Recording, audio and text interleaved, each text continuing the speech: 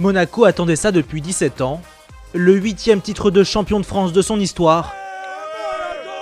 Racheté par le russe Dimitri Ribolovlev il y a 5 ans et demi, l'ASM met fin à l'hégémonie parisienne qui courait depuis 4 saisons.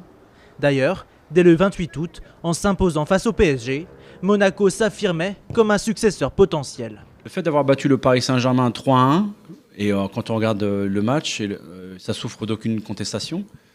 Donc je me dis quelque part que les Monégasques sont peut-être convaincus eux-mêmes qu'ils avaient le potentiel d'aller encore plus loin que ça. Ils ont connu un mois d'août qui les a propulsés en fait. Dans les confrontations directes entre Monaco et le Paris Saint-Germain, c'est là que la différence s'est faite. Le Paris Saint-Germain n'a pas su et n'a pas pu et n'est pas arrivé à battre Monaco, ne serait-ce qu'une fois en championnat. Pour la 3e année sur le banc de Leonardo Jardim, l'équipe monégasque a fait sa mue. Le jeu de l'AS Monaco était plutôt critiqué l'an dernier pour être défensif. Et d'après ce que je sais, il a fallu que Jardim change un petit peu de philosophie pour que son équipe joue plus. En plus, il avait les joueurs pour ça, donc je pense que ça part de là d'abord. Eu sou treinador que tem uma preocupação grande em todos os clubes que trabalho de rentabilizar os ativos. Eu acho que a polidiarem defensivo são pessoas que não estão por dentro daquilo que é o meu percurso. O Sporting foi das equipas que mais golos fez, o Olympiacos foi das equipas que mais golos fez. Mesmo o Braga, quando eu treinei o Braga, foi das equipas que mais golos fez. Et même constat à Monaco, son équipe est de loin la meilleure attaque de Ligue 1 cette saison. Des buteurs brillants, certes, mais l'ASM a aussi bâti son triomphe grâce à une arrière-garde très hermétique. Débourser quasiment 50 millions d'euros pour... Et je compte même pas le transfert de Gemerson qui était arrivé 6 mois auparavant, pour prendre 2 arrières latéraux, un arrière central, Mendy, Sidibé, Glick, et l'associer à Gemerson, c'est du jamais vu. Quand tu vois l'ossature de l'AS Monaco, Subasic, Glick, des garçons...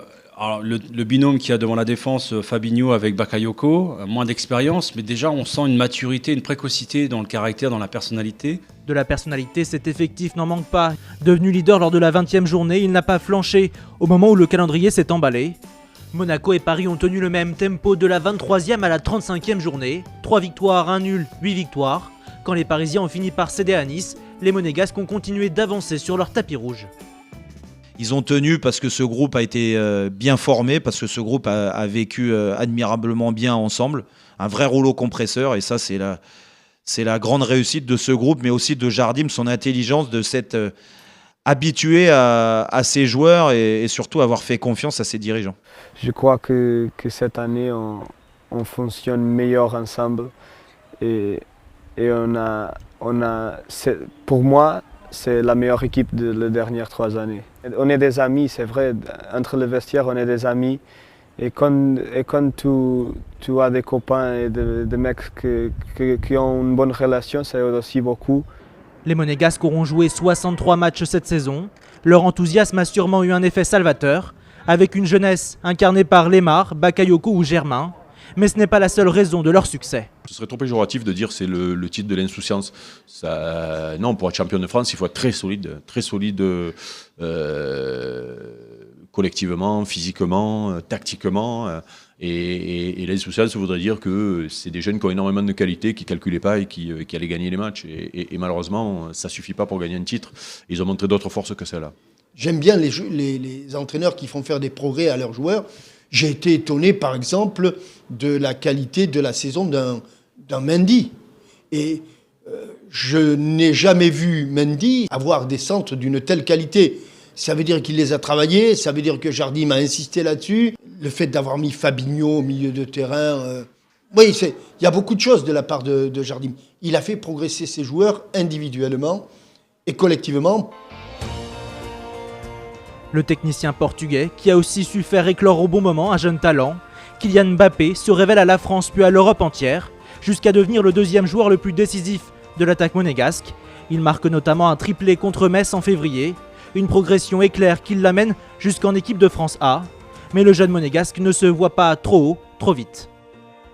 Vous savez, j'ai une idée bien précise de ce que je veux faire. Je pense que j'ai un plan de carrière que j'ai fait depuis mon plus jeune âge. Donc vous savez, j'ai été entre guillemets ma famille, mon club aussi m'a préparé à tout ça. Donc je pense que les grands joueurs, ils veulent toujours laisser une grande marque. Et c'est ce que je veux faire à Monaco. Je pense qu'aujourd'hui, j'ai pas fait assez pour m'en aller et dire c'est bon, j'ai fait mon temps ici. Pour Jean-Michel Larquet, l'émergence de Mbappé a pu être un déclic pour Monaco cette saison au tournant de l'hiver.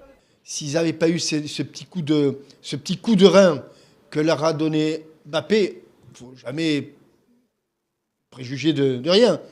Mais je pense que ça a été un détonateur pour eux, en disant, bon, on avait peut-être un petit peu les jambes lourdes, arrive ce garçon-là et il nous fait un bien énorme.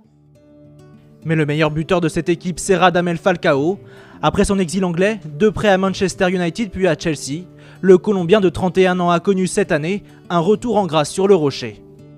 Mentalement, ce mec est extraordinaire. Au très très haut niveau, de faire ce qu'il fait cette saison, en ayant connu ce qu'il a connu sur les 2 saisons précédentes, sincèrement, c'est très fort.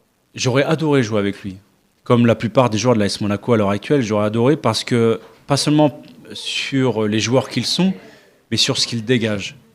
La machinerie monégasque a tourné avec une moyenne de 2,8 buts marqués en Ligue 1. Elle a fait quelques démonstrations retentissantes. 12 buts inscrits au Messin en 2 matchs. Montpellier, Nancy, Marseille, Bastia et Bordeaux en ont fait le plus spectaculairement les frais. Leonardo Jardim et ses joueurs ont impressionné le reste de la Ligue 1, y compris leurs adversaires pour le titre, qui ont pu nous le confier cette saison. I like the team, I like the young players there, and yeah, they impressed me. Tu as joué contre Paris, tu as joué contre Monaco. Quelle est l'équipe qui t'impressionne le plus des deux? Monaco. Monaco? Si. Beaucoup plus? Si, ou plus seulement... forte. Beaucoup? Monaco plus forte. J'avoue que leur parcours est assez impressionnant. L'entraîneur a vraiment réussi à faire de Monaco une très bonne équipe avec pas mal de jeunes aussi. Donc c'est un bon mixte et c'est un adversaire redoutable. Flamboyant successeur des Simone, Trezeguet et Gallardo, la génération de Bernardo Silva, Subasic et Falcao fait l'unanimité. Alors que la perspective du titre était encore lointaine, voici la promesse formulée par Leonardo Jardim.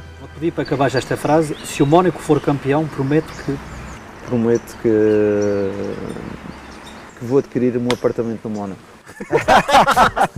En faisant de ces princes des rois, le Portugais risque bien de prolonger son bail en principauté.